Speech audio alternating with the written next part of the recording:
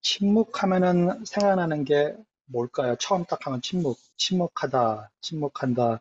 예배 도중에 침묵을 경험하신 적이 있는지, 아니면 침묵을 해야 하는 그러한 순간들, 그러한 어떤 상황들이 있다 그러면은 어떤 감정이 느껴지시는지, 쭉 이렇게 보면은 처음 저도 그렇고 침묵한다 그러면 어색함이 저는 제일 먼저예요. 어색하다.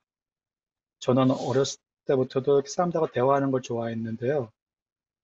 침묵하는 시간이 좀 길어지잖아요. 그 침묵을 깨는 거는 거의 항상 저였어요. 어떤 대화에서든 뭐든.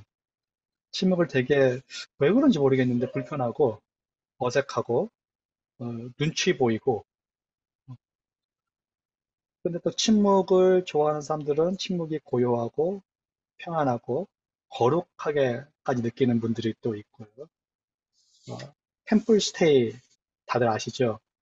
템플스테이가 한국에서 지금 되게 사람들이 많이 찾는 문화 체험 중에 하나로 늘어나고 있고 어, 미국에서의 구글을 쳐봤는데요.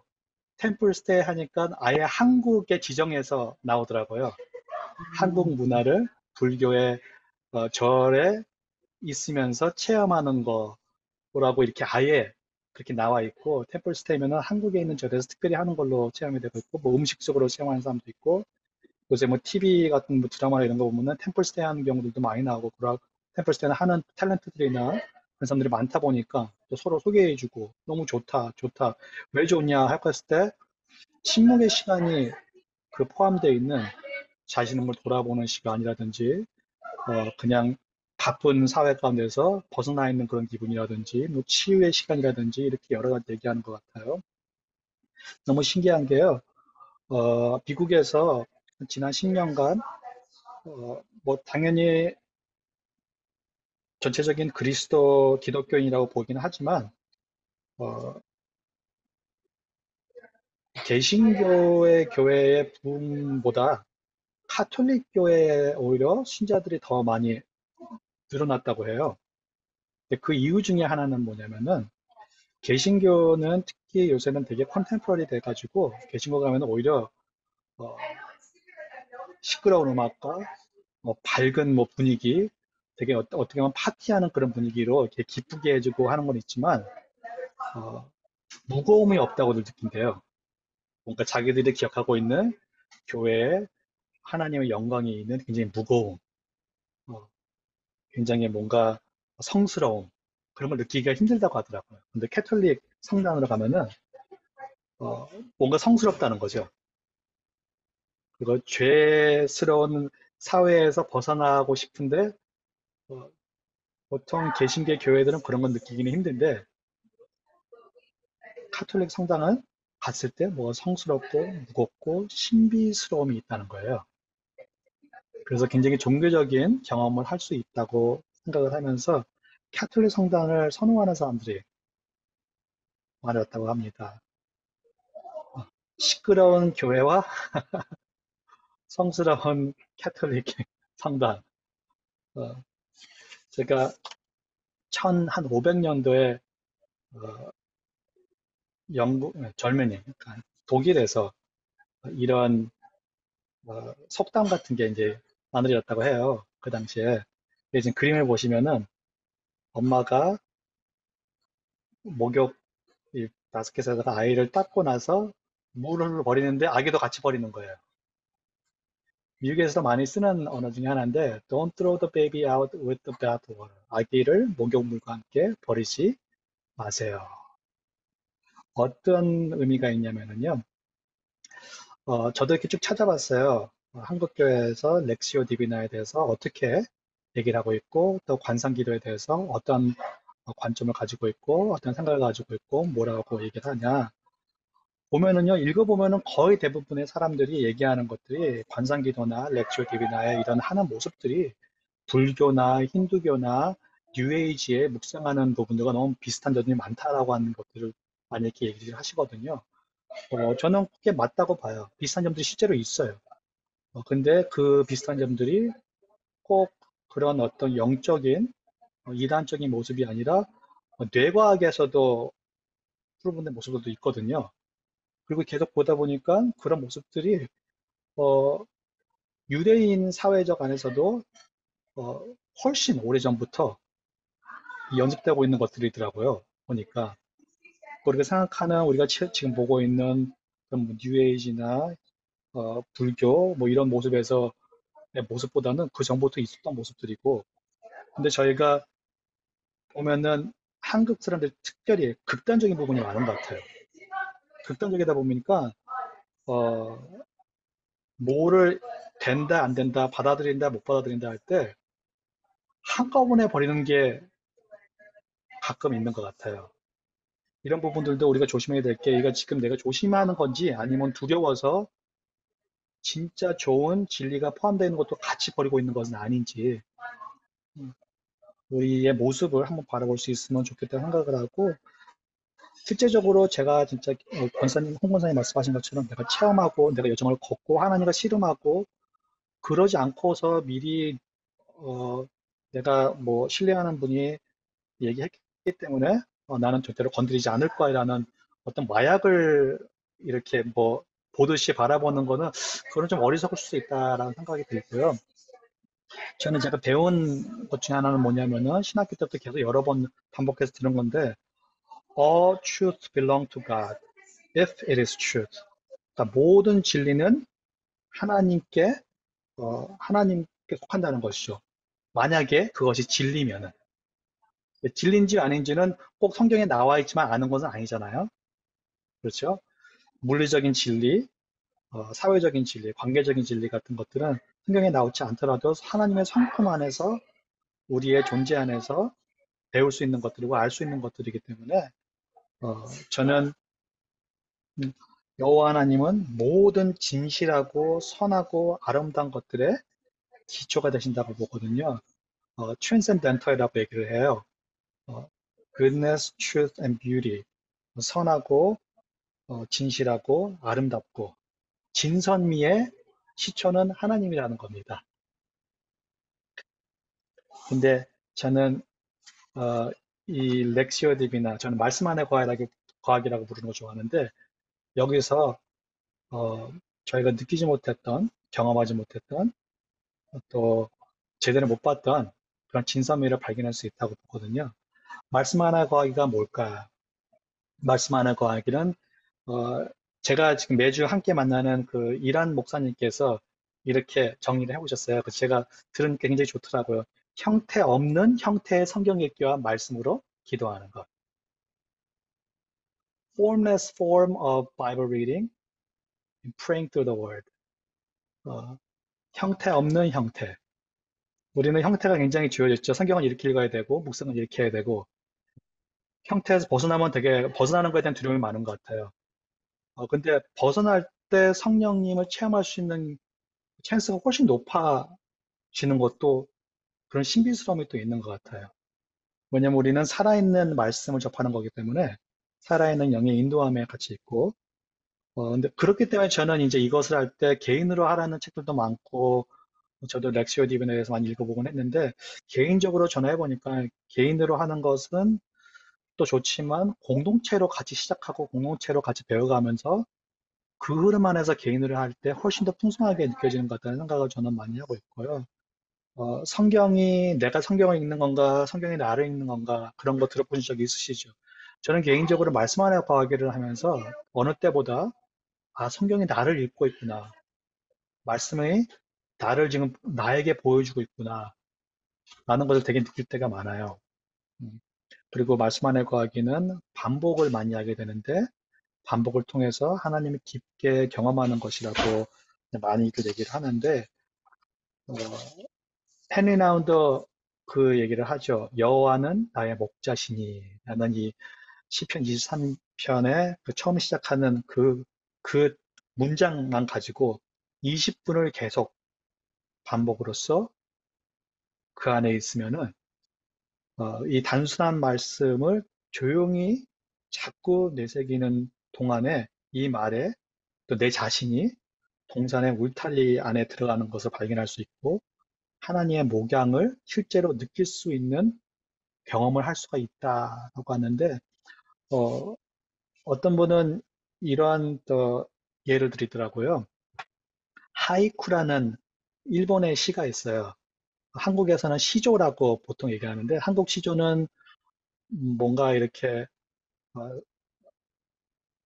눈에 보이지 않는 상상력, 구름이나 뭐 달 이런 것들을 사람처럼 비유하고 하는 것들이 많은데, 하이쿠라는 것은 이제 일본 시인데 되게 짧은 시제를 얘기하거든요. 하이쿠는 굉장히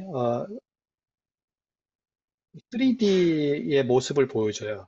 예를 들어서 이러한 굉장히 오래된 시고 유명한 시인데, 오래된 연못이라는 마추오 바쇼라는 분이 쓴 시예요. 시가 이렇게 됩니다. 오래된 연못, 개구리 뛰어드니, 퐁당 물소리.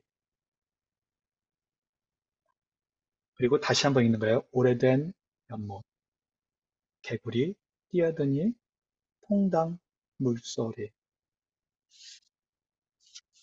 이 하이쿠라는 시 번역의 목적 중에 하나는 천천히 반복하면서 그 시 안으로 들어가는 나 자신을 발견하는 거라고 해요. 그러면서 시가 살아나고 시에서 얘기하는 짧은 배경가 소리 가운데 내가 듣고 보고 향기를 맡고 느끼고 그 안에서 그 시인의 세상을 경험하는 것이죠.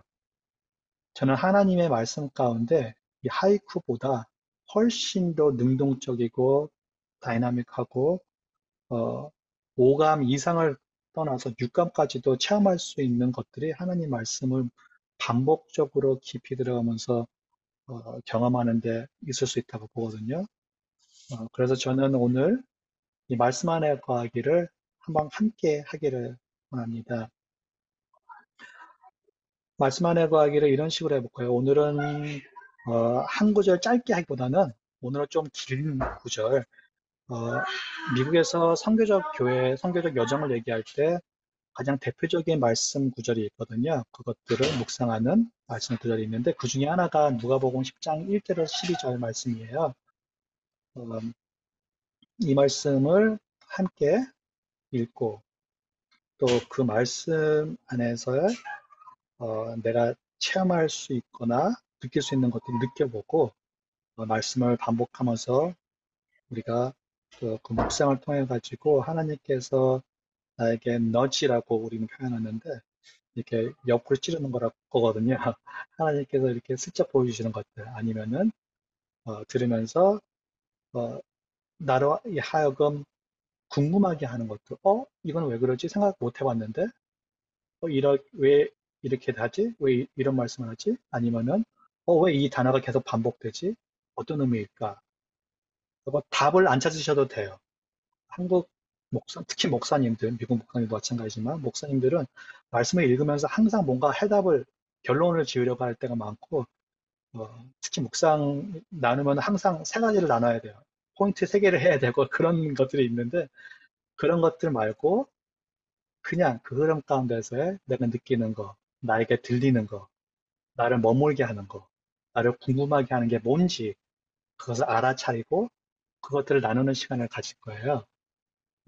제가 지금 먼저 한 5분 정도를 침묵을 하고 그 다음에 제가 이제 성경 말씀을 띄우면은 제가 한 번 읽고 또 한 여러분 중에 두 분이 아무나 뭐 인도하시는 대로 어, 두 분이 천천히 또 읽어주시고 또 네 번째는 저희가 다 각자 침묵으로 한 번 더 읽고 그 다음에 다시 한번 침묵, 그 묵상으로 하나님께서 그 들으면서 나에게 보여주실, 느끼게 해주신, 떠오르게 해주신, 궁금하게 해주신 문장이나 아니면 단어, 그것을 품으면서 하나님과 함께 씨름하는 여정, 하나님에게 나누고, 하나님 왜 나에게 이런 거 보여주셨어요? 느끼게 해주셨어요? 그런 시간을 조용히 또 하나님과 나누는 그런 시간을 딱 3, 4번 가진 다음에 저희가 함께 나누는 시간을 좀 가지도록 할게요.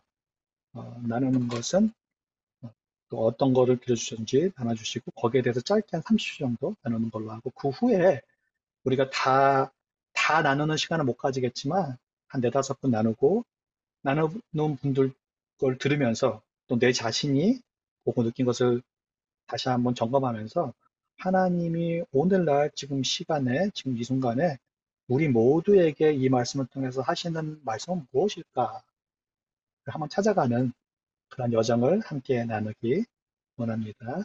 그럼 지금 먼저 우리 다 눈을 감고 침묵의 시간을 가지도록 하겠습니다.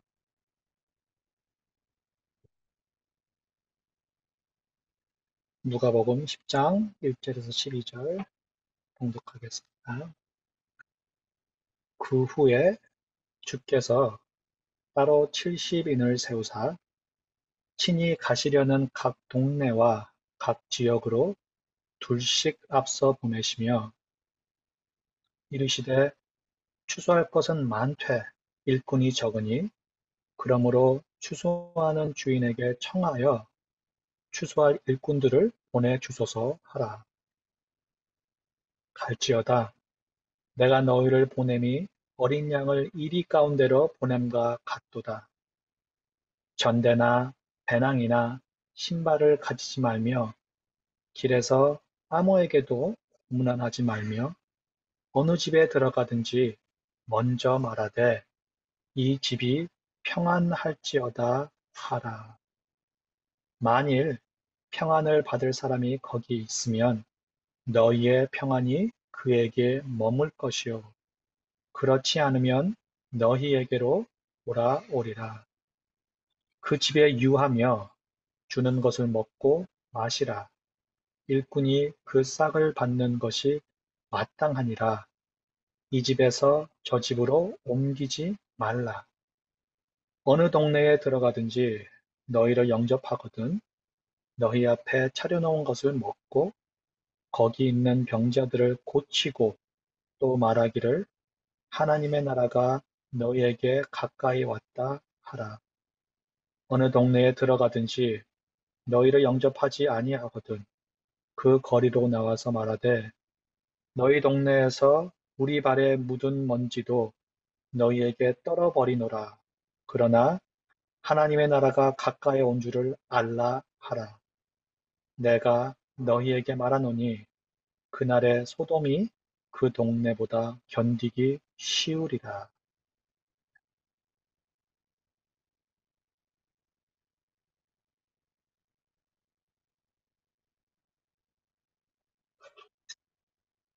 다른 두 분이 한 명씩 읽어주시겠어요?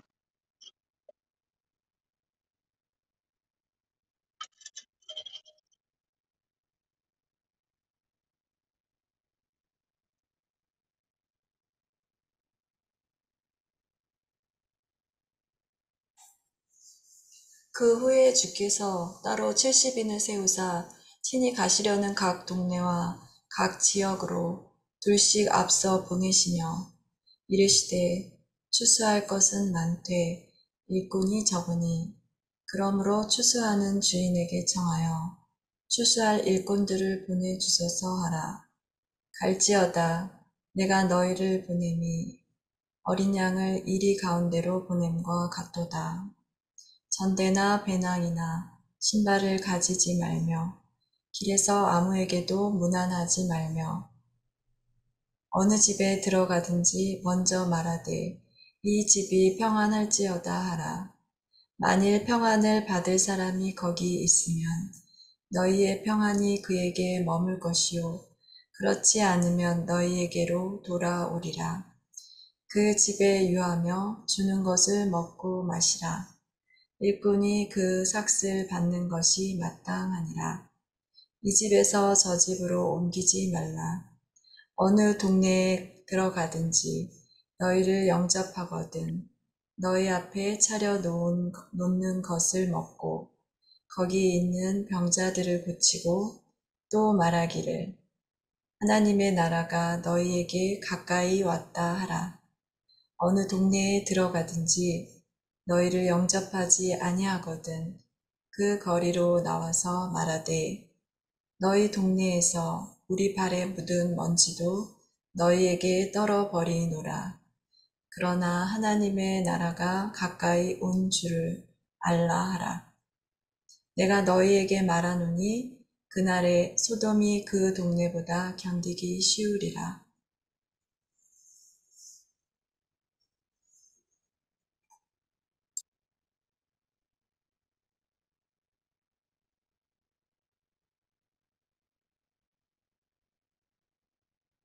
한 번 더 읽어주시겠어요?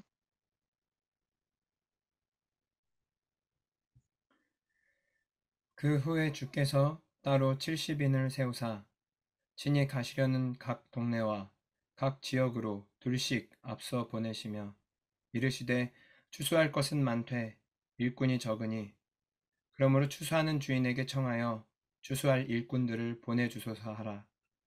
갈지어다 내가 너희를 보냄이 어린 양을 이리 가운데로 보냄과 같도다.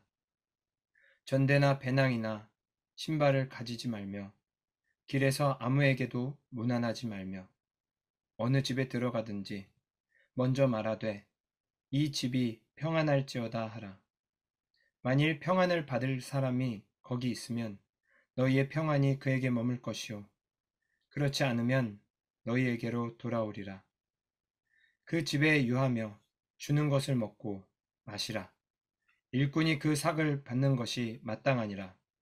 이 집에서 저 집으로 옮기지 말라. 어느 동네에 들어가든지 너희를 영접하거든 너희 앞에 차려놓은 것을 먹고 거기 있는 병자들을 고치고 또 말하기를 하나님의 나라가 너희에게 가까이 왔다 하라. 어느 동네에 들어가든지 너희를 영접하지 아니하거든 그 거리로 나와서 말하되 너희 동네에서 우리 발에 묻은 먼지도 너희에게 떨어버리노라. 그러나 하나님의 나라가 가까이 온 줄을 알라 하라. 내가 너희에게 말하노니 그날의 소돔이 그 동네보다 견디기 쉬우리라. 한 번 더 봉독하는데 침묵으로써 조용히 읽어볼게요. 그리고 나서 한 2, 3분간 하나님께서 보여주시거나 느끼게 하시거나 멈추게 하시거나 또 궁금하게 하시는 것들을 침묵 가운데서 하나님과 함께 여정을 보내는 시간, 나누는 시간, 찾아가는 시간을 갖도록 하겠습니다. 그 후에 나누는 시간 갖도록 하겠습니다.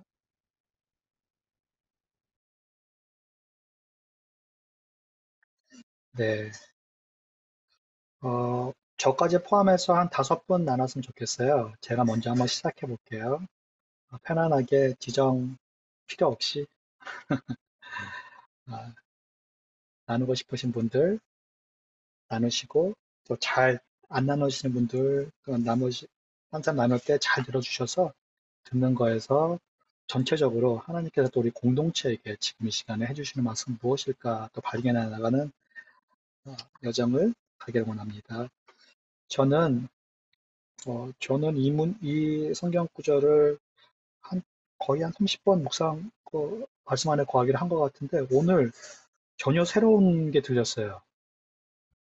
첫 번째 확 들려가지고 계속 반복하는데도 그 부분이 쉽게 넘어가지지 않았는데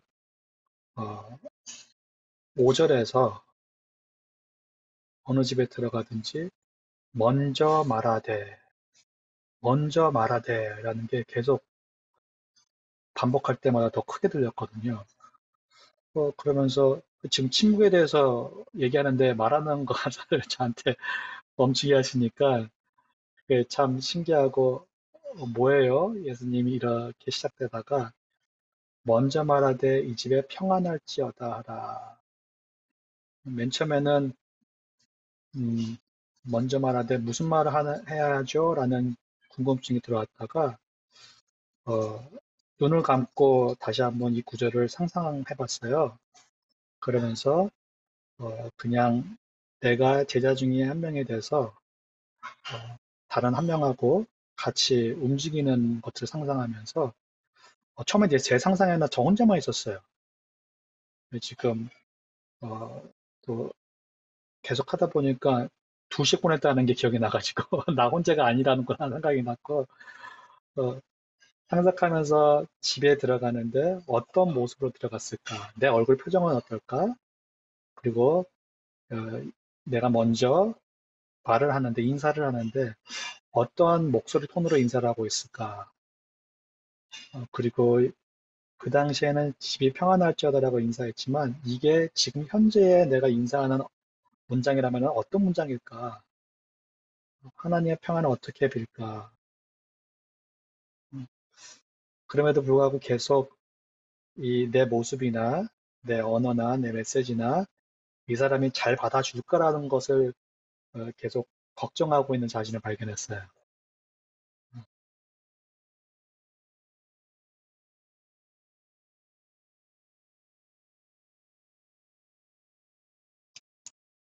네.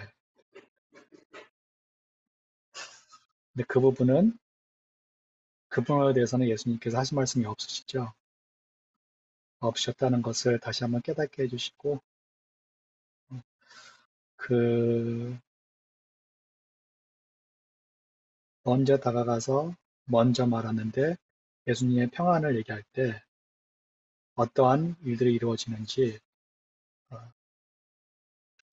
좀 더 궁금하게 해주는 순간이었던 것 같습니다. 지금 저까지 포함해서 저희가 이렇게 보고 듣고 느끼고 멈춘 것들, 궁금한 것들 나눴는데요. 저희 5명이 다 다른 걸 나눴네요. 그럼에도 불구하고 지금 이 순간에 이 다른 것들 통해 가지고 동일하게 저에게 보여주고 말씀 주시는 게 있다고 생각하거든요. 제가 먼저 5절에 먼저 말하되 라는 게 나눴고요. 또 두 번째 분이 8절에서 9절 나누면서 영접하고 차려놓고 먹고 특히 하나님의 나라가 많이 들었다. 세 번째 분이 4절에서 길에서 아무에게도 무난하지 말며 하는 그 문장에 멈춰서 씨름을 좀 하셨었고 네 번째 분은 1절 말씀 특히 친히 가시려는 어, 또 12절에 소돔이 그 동네보다 견디기 쉬우리라 하면서 악에 대해서 생각을 하셨고 또 마지막 분이 반복되는 단어들을 머무셨어요. 복음과 평안. 어, 복음이란 단어는 솔직히 이 안에 없죠. 평안이라는 단어가 반복이 되는데 음, 평안을 나누는 사람의 모습을 보셨는데 우리가 지금 나눈 것, 들은 것들을 다시 한번 생각해 보면서 또 하나님이 나에게 보여주신 것을 생각해 보면서 하나님이 우리 지금 함께 모인 공동체에게 어, 하시고자 하시는 말씀이 보여주시고자 하시는 진리가 이것인 것 같다라고 느끼시는 게 있으면은 어, 맞고 틀리고 그런 건 없어요. 그러니까 편안하게 한 문장, 한 두 문장 정도로 아니 기도문으로 이렇게 나누셔도 좋고 나눠주시면은 좋겠습니다. 자연스럽게 서너 번 나눴으면 좋겠어요. 저는 쭉 한번 다시 한번 들어본 거를 되새기고 묵상하다 보니까 제가 발견한 것은 정말 하나님께서 서로 다른 어, 멈춤과 깨달음고 궁금한 점을 통해 가지고 하나님이 하나님께서 하시는 일이 무엇인가에 집중하게 하시고 하나님께서 함께 하시고자 하는 일에 대한 초청에 우리가 듣고 반응하기를 원하시는구나라는 것을 우리에게 말씀해 주신 것 같다라고 생각했습니다. 오늘 이 누가복음 10장 1절에서 12절 말씀에서도 그렇지만 지금 저희가 계속 듣는데 또 기도와 나누면서 평안이라는 단어가 더 많이 반복되는 것 같고 하나님께서 말씀하시는, 하나님께서 초대하시는, 하나님께서 전하라고 하는, 하나님께서 우리 가운데 머물게 하고 싶으신 그 평안의 모습이 무엇인지 좀 더 우리가 묵상하고 나누고 어, 찾아가야 되는 여정의 가운데 있지 않나 생각이 듭니다. 어, 너무 잘하셨어요. 감사합니다. 어, 항상 이렇게 동일하게 하지도 않고 좀 다르게 하긴 하지만 저는 공동체적으로 적어도 3명 이상이 함께 이 말씀 안에 거하기를 할 때 저는 개인적으로 이 공동체에게 하시는 말씀이 무엇일까라 나누는 것을 되게 좋아해요. 음, 왜냐하면 개인적으로 여정을 걷는 것도 좋지만 교회라는 공동체가 예수님의 몸으로 불리신 우리 한 명 한 명의 기체가 함께 모여서 함께 예수님과 여정을 길을 걷는 게 그리스도인의 저건데 그것 공동체가 주시는 말씀, 우리 함께 해야 할 일, 함께 반응해야 할 일, 함께 머물러야 될 곳에 대해서 많이 얘기를 안 나누고 나누지 못할 때가 많은 것 같아요. 그래서 저는 개인적으로 그것을 되게 좋아하고 짧은 구절로 이 말씀하는 거기를 하는데 또 거기에 대해서 다르게 표현되고 느껴지는 게 있지만 이게 긴 요즘 특히 선교의 삶을 사시는 분들이 또 이 말씀을 어, 거할 때 느끼고 또 머무는 것들이 다른 것 같아요. 너무 잘하셨다고 생각하고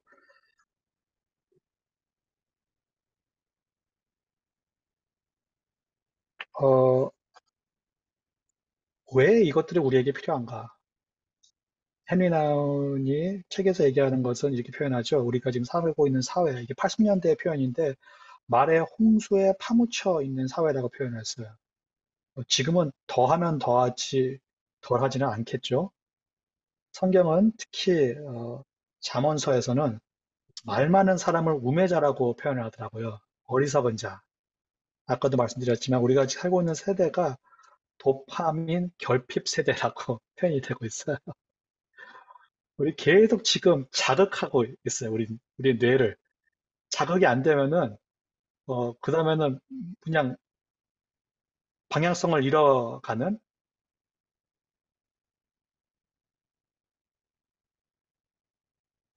아까 그 표현들이 맞는 것 같아요. 근데 그 표현 때문에 우리가, 무기력하다는 표현을 자꾸 쓰시고, 연약해진다는 표현을 쓰는데, 무기력하고 연약해지기 때문에, 이거는 아닌 것 같다는 생각이 들거든요.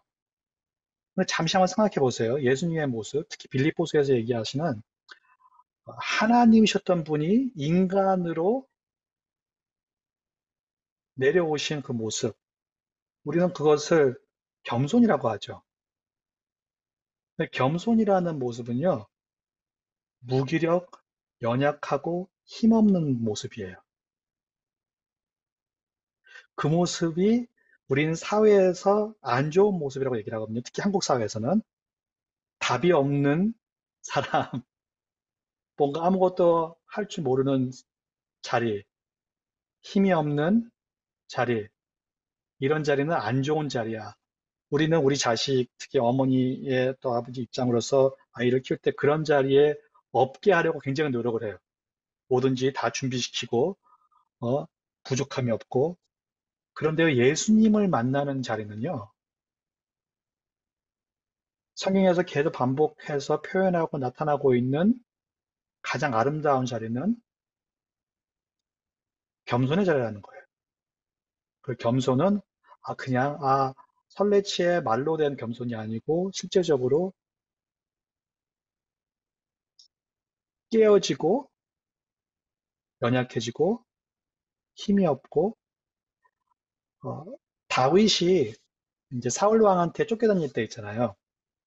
그러다가 이제 몇 번 죽일 뻔 했었는데 살아남고 사울을 해칠 수도 있었는데 여기 다윗이 안 하고 그러다가 이제 아예 나라 바깥으로 도망가죠.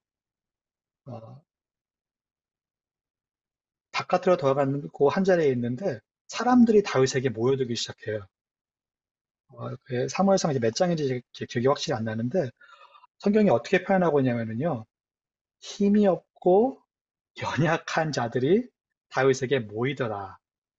다윗에 모인 사람들이 600명 정도 된다고 얘기하는데 그 사람들이요 나중에 다윗의 가까이서 다윗을 지키고 나라를 지키고 하나님의 이름을 영광스럽게 하면서 담대해진 사람들의 시작이었던 거예요. 기디온에게 하나님의 천사가 왔을 때 기디온의 모습은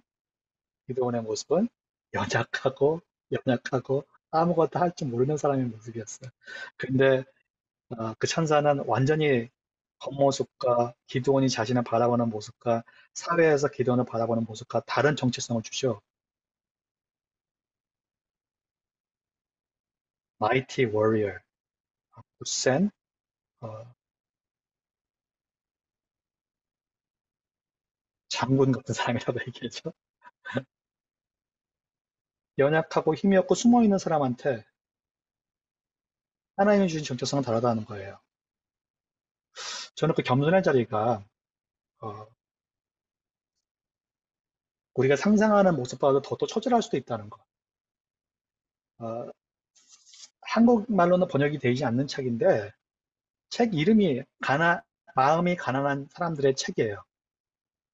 그래서 거기서 이런 말이 적혀 있어요. 거룩한 진리, divine truth라고 하는데, 그러니까 뭐 하나님의 진리라고 표현이 될 수도 있어요. 거룩한 진리는 말에 있지 않고 침묵 속에 있으며 오랜 세월 고통을 견디어낸 마음에 머문다. long suffering이라고 영어로 써 있거든요. long suffering, 그러니까 말 그대로 굉장히 오랜 동안 계속되는 고통 가운데 어, 이 구절을 읽는데 홍 원사님이 많이 생각이 났어요. 홍 원사님이 침묵을 지금 배우시려고 하고 침묵을 연습하려고 하시는데 세월 자체가 침묵의 삶을 열매를 맺게 해주는 자리에 계신 게 아닌가라는 상상을 좀 하게 했습니다. 어떤 예화를 들었어요. 제가 한 여인이 수도사를 찾아와서 하소연을 했다고 합니다. 이렇게 얘기를 해요. 제가 남편과 너무 자주 말다툼을 하는데 이 말다툼이 끊이질 않습니다. 그래서 남편과 살 수가 없어요. 어떻게 하면 좋을까요? 도와주세요. 수도사가 얘기를 합니다. 우리 수도원에는 아주 신비로운 물이 있습니다. 이 물 한 병을 가지고 집으로 가지기를 바랍니다. 그리고 남편과 말다툼을 할 것 같다. 그러면은 이 물, 이 신비한 물을 입안에 넣으세요. 그리고 삼키지 말고 1분 정도 가만히 계시기 바랍니다. 그러면은 어느 정도 문제가 해결이 될 거예요. 그리고 그 여인이 그 말을 가지고 그 물을 가지고 듣고 들은 대로 집으로 왔다고 합니다. 남편과 말다툼이 시작되었어요. 다음 날에. 그런데 수도사가 한 말이 기억을 나가지고 재빠르게 물을 가지고 와서 입에 넣고 삼키지 않은 채 1분 이상 입안에 담아 넣었대요. 그런데 말다툼이 줄어들기 시작하더래요. 말다툼이 줄어들면서 남편이 목소리가 조금 더 조곤조곤해지고 친절해지고 그러면서 부부 관계가 좋아지기 시작했다고 합니다. 여인은 너무 기뻐가지고 수도사를 다시 찾아갔다고 해요. 그리고 물어봤대요. 이 물이 너무나도 신비스러운 것 같아요, 진짜로. 그러자 수도사가 말했습니다. 사실 이것은 보통 물입니다. 물이 신비한 것이 아니라 침묵이 신비한 것입니다. 라고 답했다고 합니다. 이거 실천하실 수 있는 분이 있으신가요? 실천하기는 쉽지 않을 것 같아요. 다툼 중에 무슨 물을 어디서 찾고 물을 입에다 담고 어, 이거를 들으면서 예수님의 침묵이 생각이 났어요. 특히 빌라도 앞에서 본디오 빌라도 앞에서 어, 침묵하는 예수님의 모습. 왜 침묵하셨을까? 침묵으로써 온 결과가 무엇이었을까? 뭐 결과는 저희도 알다시피 십자가에 못 박혀 죽으시는 모습이었죠.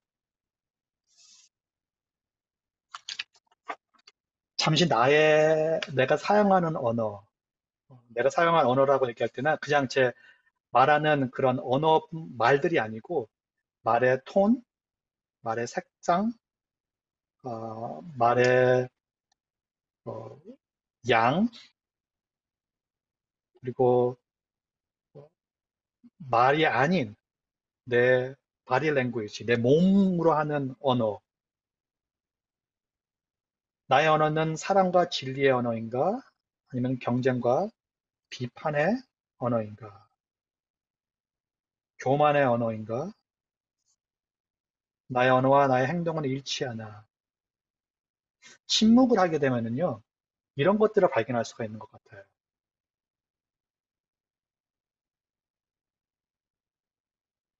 저번 주에 제 아들하고 딸 때문에 특별히 나눴던 얘기를 잠깐 나눴는데, 제 아들이 얘기해 준 것 중에 제 마음속에 확 다가온 것 중에 하나가, 어, 세상에서 계속 가르쳐주고, 어, 느끼는 것들이 그냥 네 느낌대로 해, 너 마음대로 해, 너한테 충분한 파워가 있고 능력이 있으라고 얘기도 하지만, 교회를 따라서 교회는 다 이중적인 사람들만 있는 데야. 그런 데는 따라왔자야. 라는 그런 말을 하는데 그게 굉장히 귀에 맴돌았어요. 위선이라는 것이요. 지금 보면은 지금 시대에 사람들이 교회에 안 나가는 가장 큰 이유가 어, 기독교인들이 위선적이라고 생각하기 때문이래요. 그리고 그걸 경험한 사람들이 대부분이고 굉장히 많고 거의 없는 사람이 없죠. 교회 안에서도 다 경험하는 거고. 그런데 내 자신이 나는 위선적인 사람이라고 인정하는 거는 굉장히 힘든 것 같아요. 저도 그 얘기를 듣고 나는 그래도 훨씬 덜한데라고 제일 먼저 제 반응이 그거였어요. 나는 그래도 위선적이지 않으려고 노력하는데. 근데 그 말은 아직까지도 위선적이라는 것이죠. 근데 그거는 인정하기 싫더라고요, 제가.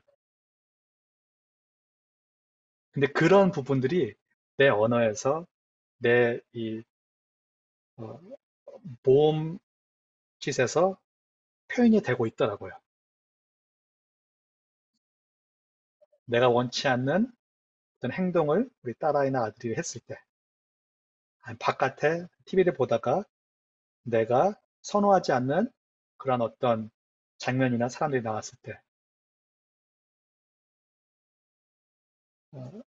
이 책에 나오는 글이죠. 아르세니우스라는 사막교부가 하는 얘기죠. 나는 말하고 나서 회개한 적은 많아도 침묵한 것을 회개한 적은 없다.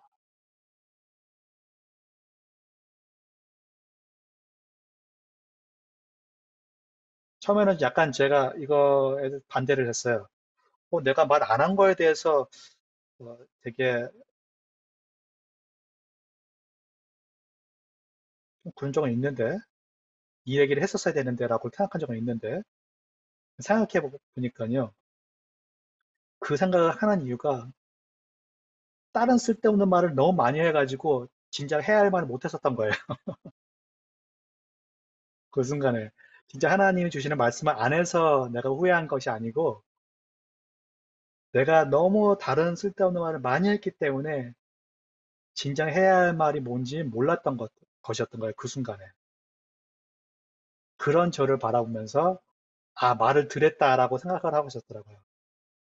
실질적인 그 순간의 모습은 침묵을 해야 했을 때 안 한 것이었던 거죠. 침묵을 안 했기 때문에 해야 할 말을 놓친 것이었던 것 같아요.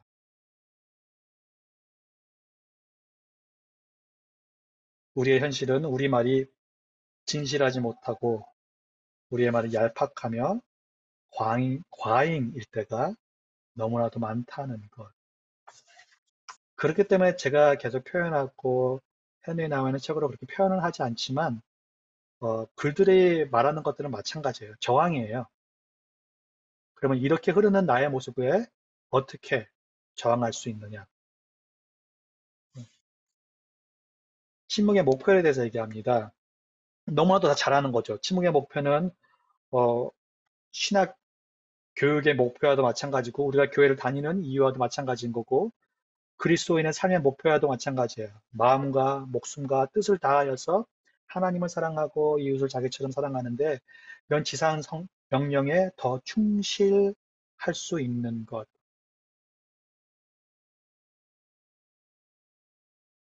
왜냐하면 침묵은 외부적인 소음과 분산된 세계로부터 벗어나서 하나님의 동반을 경험할 수 있는 공간을 만들어주고 이웃을 바라볼 수 있는 능력을 강화시켜준다라고 전체적으로 해니나운이 얘기해주고 있는 것이 이거고 또 사막 교부들과 침묵의 영성에 계속 훈련한 사람들이 하는 말이 다 동일해요. 솔직히 해니나운이 특히 이 침묵이라는 이 챕터에서 얘기하고 있는 글들은요, 사막 3, 4세기의 사막 교부들의 신앙과 그 사람들의 신학 또 그 부분들이 계속 발전되고 실습되면서 15세기까지 이 발전된 그 신학을 통틀어 가지고 어, 헨리 나운 자신의 글로 적어놓은 것과 마찬가지예요.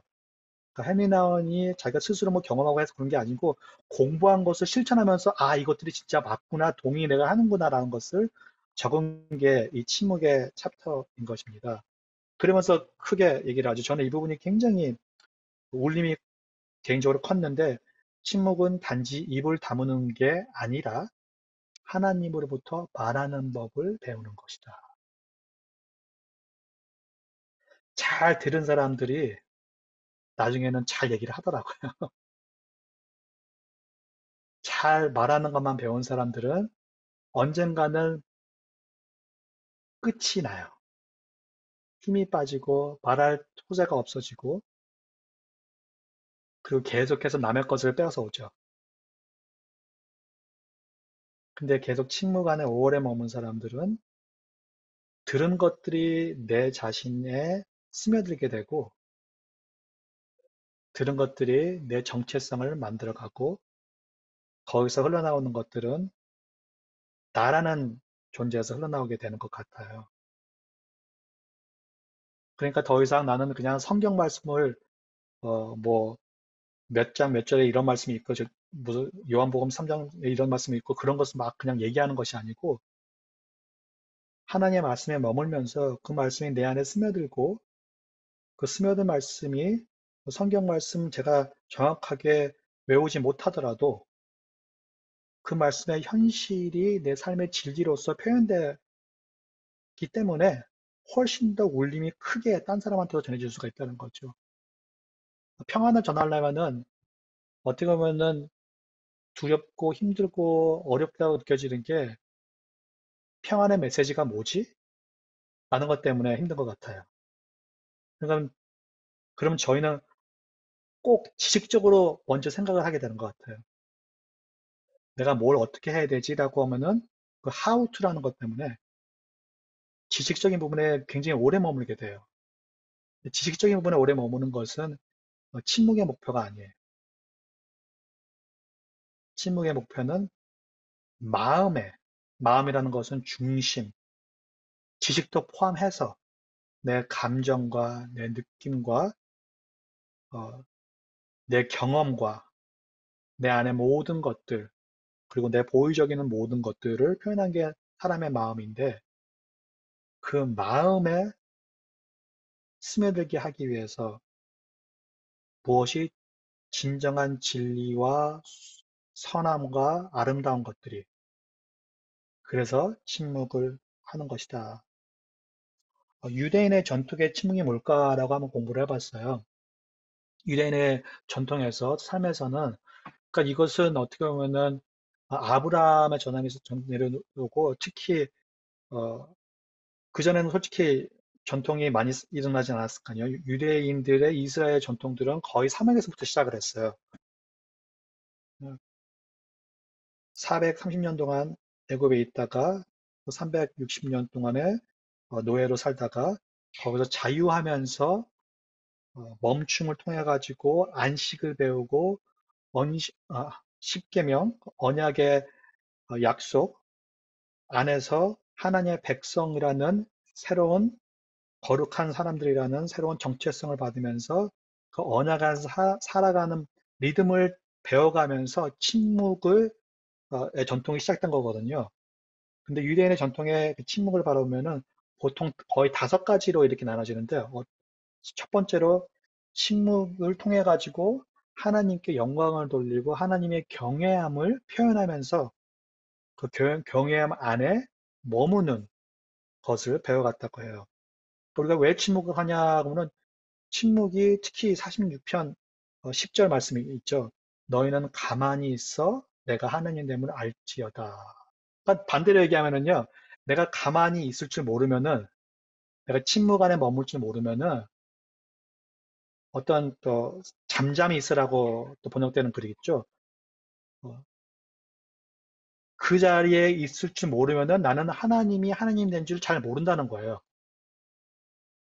근데 저희는 지금 현재 표현되는 그리스도의 전통은 침묵하고 거리가 좀 많이 멀거든요. 아까도 어떤 분이 말씀하셨지만 내가 지금 하는 기도는 거의 일방적으로 내가 하나님께 구하는 기도가 대부분이에요.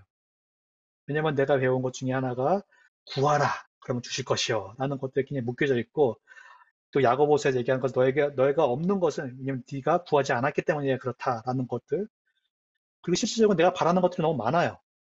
내가 필요한 것들이 너무 많고 나를 힘들게 하는 것들이 너무 많고 그래서 하나님은 너무나도 많이 필요하고 이러한 현실 가운데 너무 사로잡혀 있다 보니까 일방적인 대화를 하고 있는 것이죠. 모든 관계가 마찬가지지만 그 관계가 제 주위의 친구들 중에서도 남편한 남편에 대해서 이렇게 뭐 얘기하는 사람들이 다행히 있는데 특히 남편이 말이 없다고 막 얘기하는 사람들이 있어 너무 힘들다고 대화하기가 너무 힘들다고. 근데 처음에 왜 결혼했는지 물어보니까요, 묵묵해서 너무 좋았대요.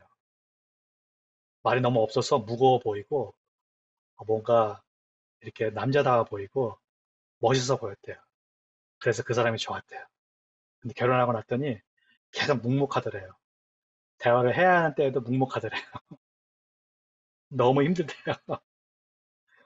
어, 이것은 묵묵하고 침묵하고 좀 다른 거겠죠.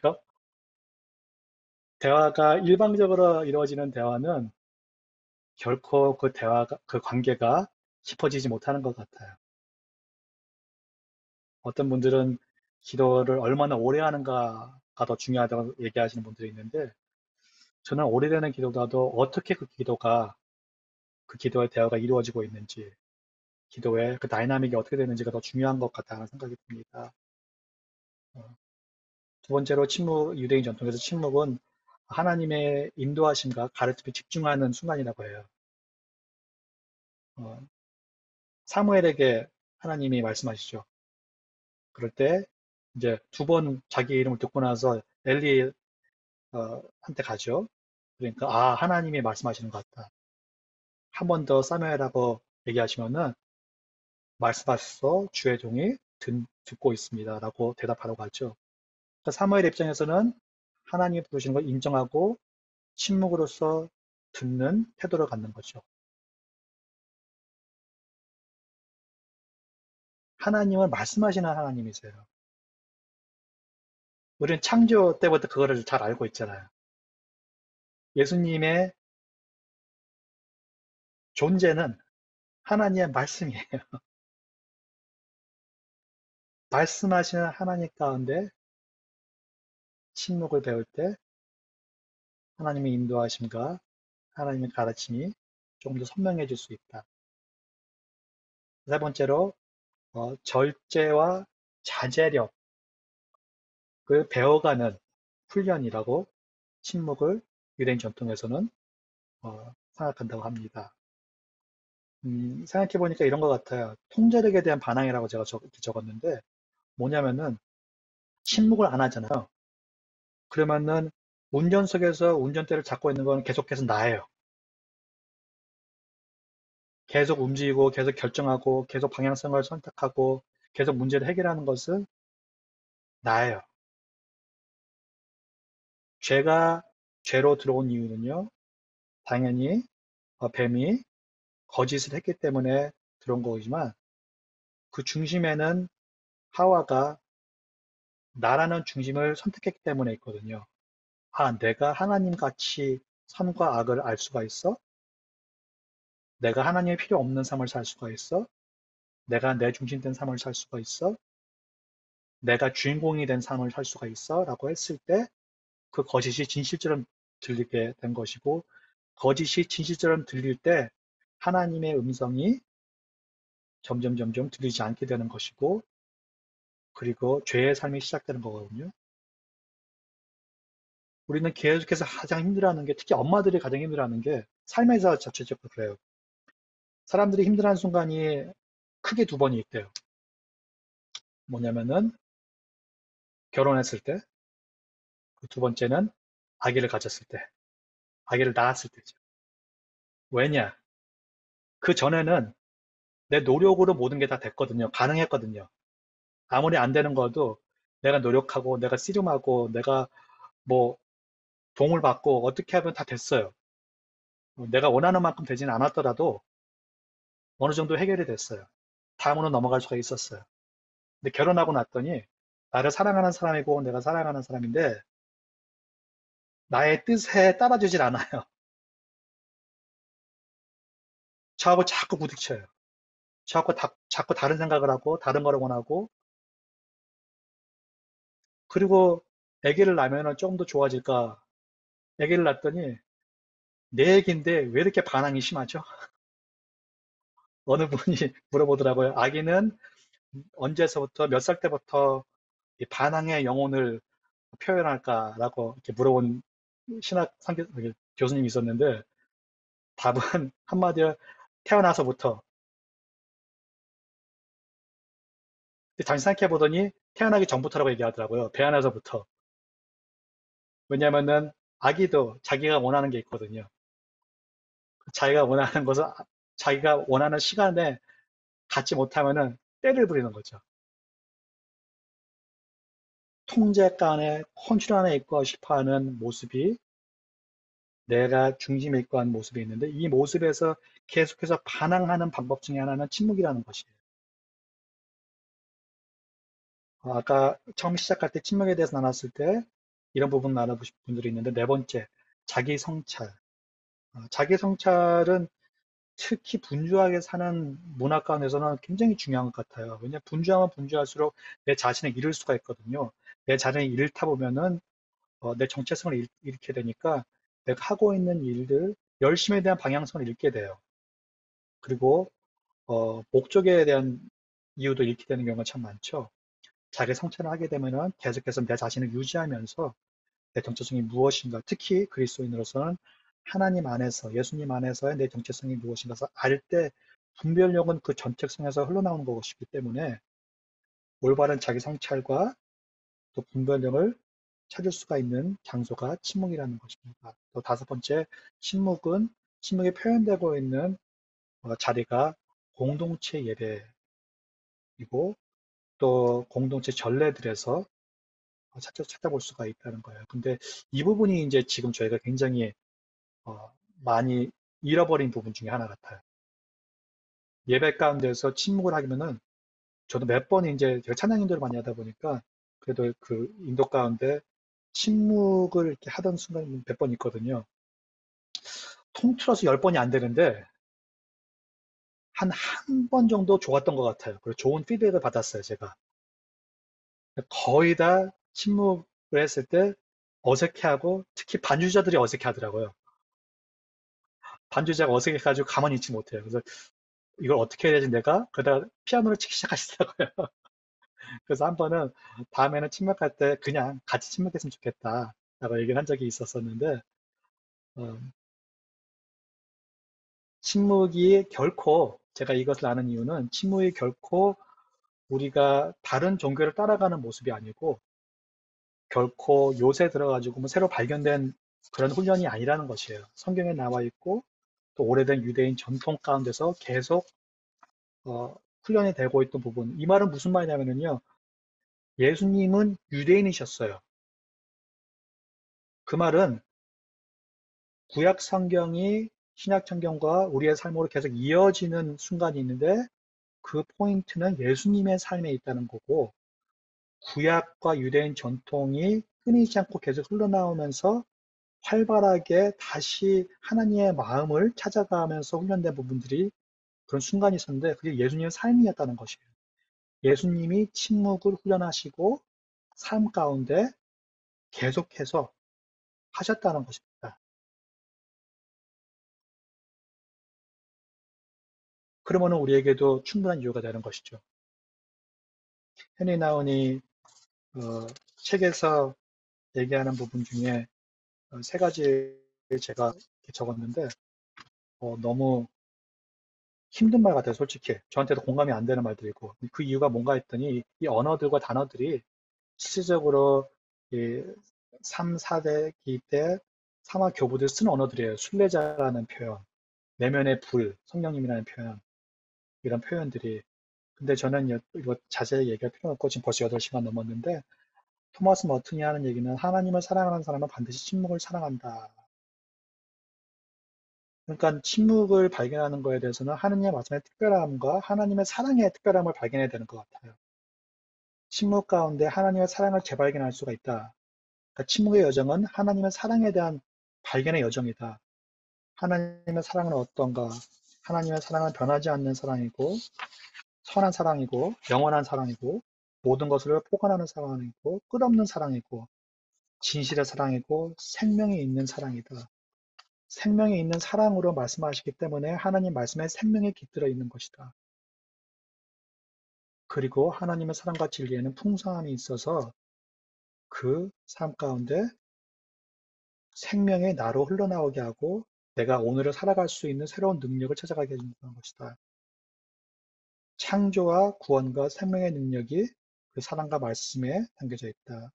성 이냐시오라는 분이 이렇게 말씀하셨대요. 책에 예수 그리스도 신무게로부터 나온 말씀. 창세기 창세기의 모습을 다시 한번 상상하는 거죠. 예수님 말씀이신데 언제 이 말씀으로써 생명들이 창조들이 시작되었나? 침묵 가운데 하나님의 말씀이 있음으로써 창조가 시작되는 것이죠. 부활의 순간을 한번 상상해 보시겠어요? 우리는 지금 부활절 때 너무나도 신나게 축복하고 찬양해가지고 부활의 순간을 잊어버릴 때가 있는데 예수님이 부활하셨던 순간은요 고요했어요. 아무도 몰랐어요. 예수님이 부활하신지. 예수님의 부활이 새 창조의 선포거든요. 그렇기 때문에 부활에 참여한다는 것은 그 신나고 승리했다고 소리 지르고 박수치고 웃는 것이 아니고 고요함 가운데서 참여함으로 시작되는 거거든요. 새로운 소망과 그 창조의 생명 가운데서 저는 침묵이 바로 그 부분 같아요.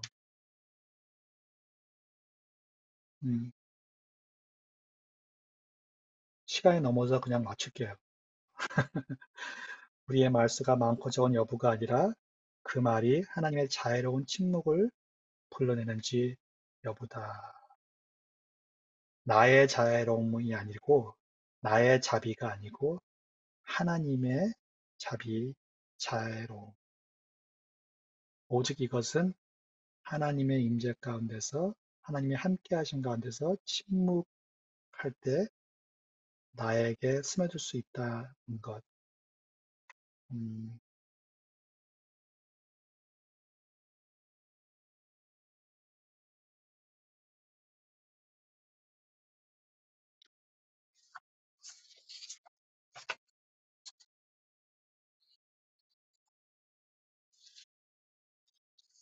제가 침묵할 때 음, 여러 가지 방법을 이렇게 했는데요. 호흡 기도라는 것을 다음 주에 헬미 나온이 한 것처럼 예수 기도를 좀 나누기를 할 건데 어, 숨소리에 집중을 하는 게 저한테는 큰 도움이 되더라고요. 침묵할 때 어떠한 TV에서 뇌과학에서 이제 묵상하는 것을 가르치는데 464 해가지고 4초 코로 들여마시고 6초 입으로 내쉬고 4초 그 다음에 숨을 참고 하면서 464라는 리듬을 했는데 저는 373으로 바꿨어요. 3일체 3 해가지고 7자는 온전하는 거 또 3 해가지고 3초 동안 들여마시고 7초 동안 내붓고 3초 동안 멈추고 하는 그런 흐름 가운데 지금 하고 있는데 어, 이 방법이 옳을까라고 생각을 해봤어요.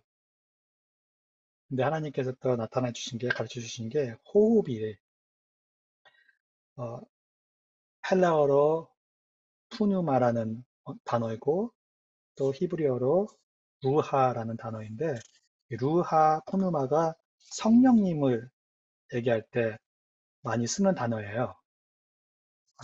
그러니까 성령님이 숨으로 표현되고 바람, 공기로 표현되는 게 이 단어거든요. 그리고 창세기 1장에서 하나님이 인간에게 코에다 숨을 불어넣으셨을 때 그 단어가 루하예요. 생명을 넣어주셨다라고도 표현되는데 그리고 이게 헬라어에서는 예수님이 부활하신 다음에 제자들에게 나타나셔가지고 숨을 내쉬시며 성령을 받으라 하셨을 때 그게 바로 푸뉴마예요. 그리고 동시에 디모데 후서 3장 16절에서 모든 말씀은 하나님의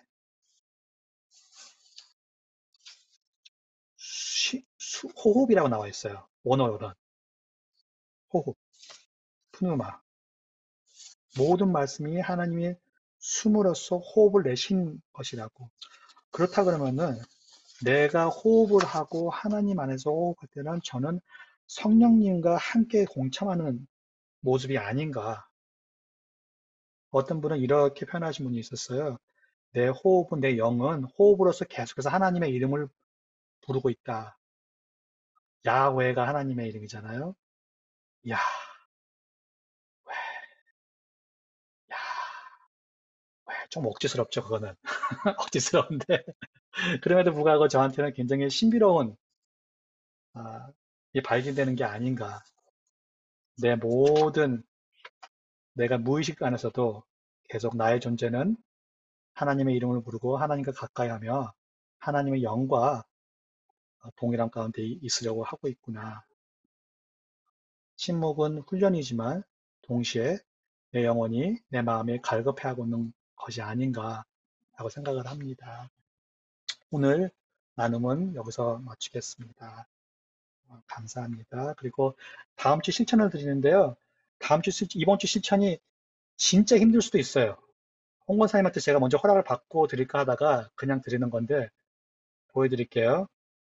이번 주는 모든 기도의 시간에 기도 모임에 기도할 때도 식사 기도를 하실 때도 잠들기 전 기도를 하실 때도 새벽 기도를 하실 때도 모든 기도의 시간을 주기도문으로 기도해 보세요.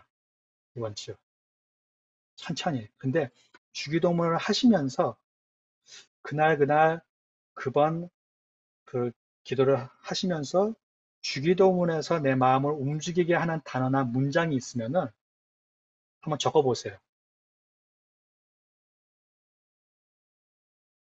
적고 일주일 동안 기도를 계속 하시는 분들이기 때문에 이게 진짜 힘드실 것 같아요. 네, 힘드시기 때문에 한번 초대하고 싶습니다.